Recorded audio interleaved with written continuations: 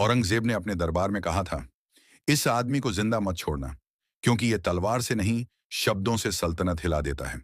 सोचिए, एक कवि जिससे बादशाह डरता था। आज की कहानी है छत्रपति संभाजी महाराज के सबसे खतरनाक साथी की, कवि कालाश। कवि कालाश कोई साधारण कवि नहीं था। वो कागज पर लिखता था, लेकिन असर दुश्मन के सीने पर होता था। संभाजी महाराज के दरबार में जहां तलवारें फैसले करती थीं, वहां कालाश के शब्द आखिरी वार होते थे। इतिहास में बहुत से वीर आए, पर औरंगजेब को सबसे ज्यादा डर इसी आदमी से लगता था।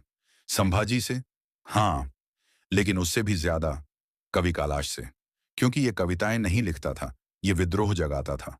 और जागी हुई जनता हर बादशाह की सबसे बड़ी दुश्मन होती है।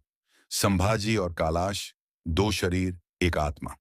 जहां संभाजी तलवार उठाते, वहां कालाश विचार खड़ा करता। एक लड़ता था रणभूमि में, दूसरा इतिहास में। फिर वो दिन आया जब संभाजी महाराज पकड़ लिए गए। मराठा स्वराज हिल गया। मुगल दरबार खुश था। लेकिन तभी किसी ने कहा, कालाश अभी जिंदा है। औरंगजेब समझ गया, संभाजी को मारना आसान है, लेकिन अगर कालाश जिंदा रहा तो विद्रोह कभी मरेगा नहीं। दरबार में खड़ा था एक कवि, न हथियार, न डर, न झुकी हुई नजर। औरंगजेब ने कहा, माफी मांग लो।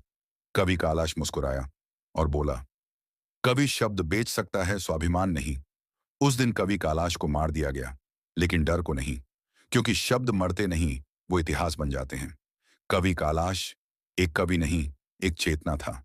अगर आपको लगता है कि ऐसे वीर भुलाए नहीं जाने चाहिए, तो इस कहानी को आगे बढ़ाइए। इतिहास को उसकी आवाज लौटाइए।